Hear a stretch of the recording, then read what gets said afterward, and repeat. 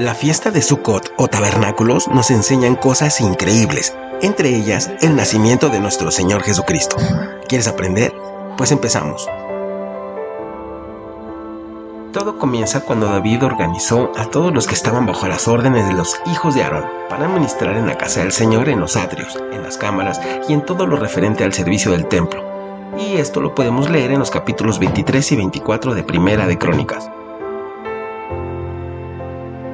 Y aquí viene el primer punto muy importante, y es que al sacerdote Abías, hijo de Leví, le toca servir en la 8ª semana para ministrar en el templo. Recuerda, este punto es muy importante. También es muy importante conocer el calendario hebreo. El mes de Abib o Nisán corresponde a los meses gregorianos de marzo a abril, el mes de Iyar a mayo o junio, y el tercer mes de Sivan a junio o julio. Ok, y vamos a ver cómo se organizaban las familias por turnos cada semana.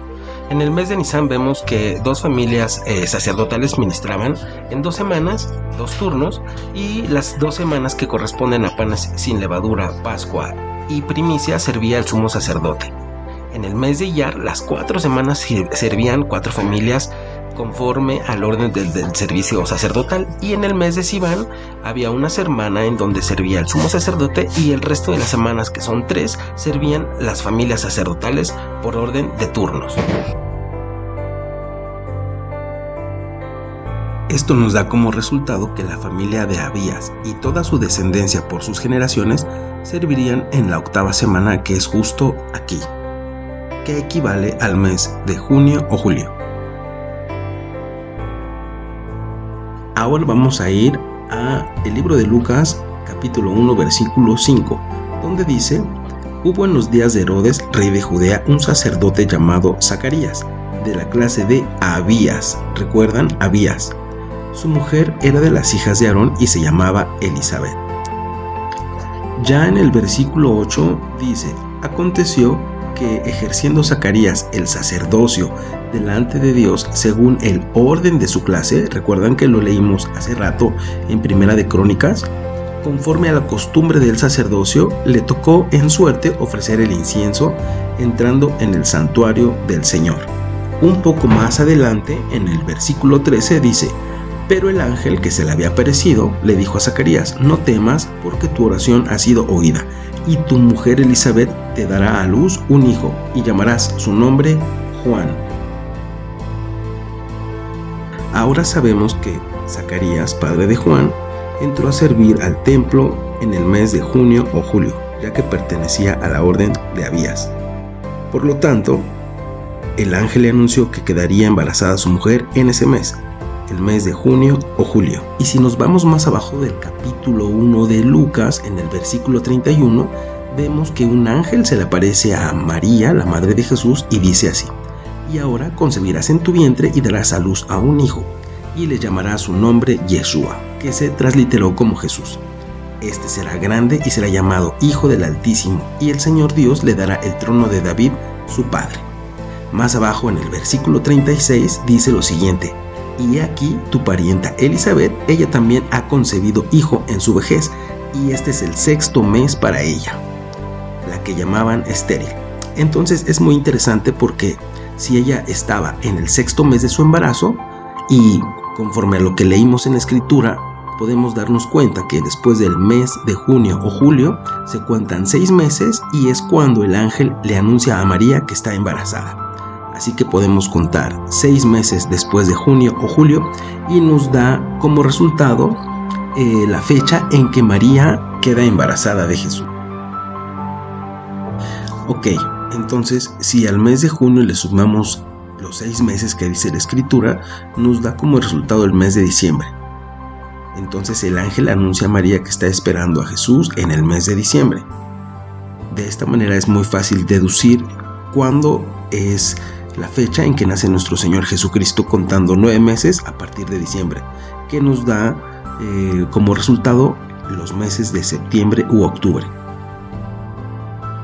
Pero que el Señor haya nacido en esta época no es ninguna casualidad, y vamos a ver qué dice la escritura acerca de esa sombra profética que anunciaba su nacimiento. Y para empezar vamos al libro de Juan en el capítulo 1. en el principio ya existía el Verbo, que es una alusión obvia a Génesis 1, cuando Dios creó todo a través de su palabra. Ahora, las palabras de una persona son distintas de la persona en sí, pero también son la encarnación de la mente y la voluntad de esa persona. Así que Juan dice que el Verbo estaba con Dios. Esto es distinto de, y sin embargo, que el Verbo era Dios. Esto es divino. Y mientras meditamos en esta declaración, escuchamos más adelante en el poema que este Verbo divino se hizo humano en Jesús. Luego Juan conecta con las historias del Éxodo, diciendo que Jesús era el tabernáculo de Dios entre nosotros. Y en el versículo 14 dice, y aquel Verbo fue hecho carne y habitó entre nosotros. La palabra utilizada para habitar tiene el concepto de tabernaculizar. Se hizo un tabernáculo y habitó entre nosotros.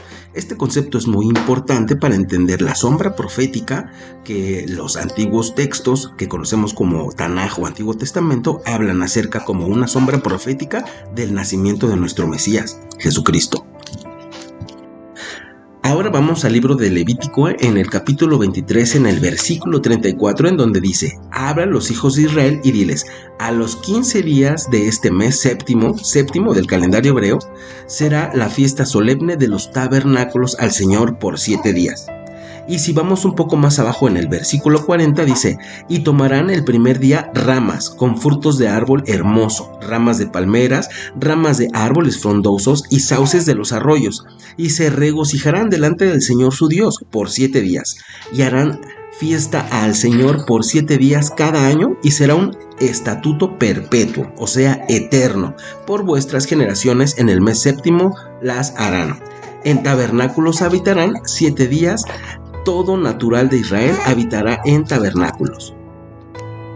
Bueno, pues entonces leyendo estos versículos nos podemos dar cuenta que en el mes séptimo a los 15 días que corresponde al mes de septiembre en nuestro calendario gregoriano se celebra la fiesta de los tabernáculos.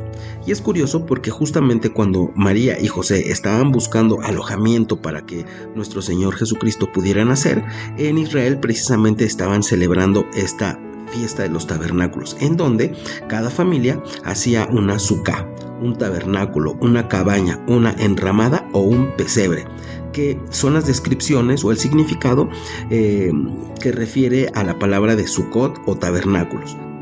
De esta manera ahora podemos entender por medio de la Escritura que nuestro Señor Jesucristo nació en medio de la fiesta de las cabañas, diciéndonos así que el Creador del universo en la figura de Jesús se haría un tabernáculo y habitaría entre nosotros, cumpliendo así la figura profética de la fiesta de los tabernáculos. Ahora también es muy claro para nosotros entender el por qué se dice en la tradición católica que Jesús nació en un pesebre. Y conociendo la Escritura y viendo todo esto, podemos entender que Jesucristo no nació el 25 de diciembre. ¿Y tú vas a seguir celebrando Navidad el 25 de diciembre o vas a celebrar el nacimiento de Jesucristo en la fiesta de los tabernáculos? Oye, y recuerda que el mensaje de salvación de nuestro Señor Jesucristo tiene sombras proféticas escondidas en las fiestas bíblicas que el Señor estableció para su pueblo. Comparte este video para que todos conozcan esta importante información. Hasta luego, bendiciones y shalom.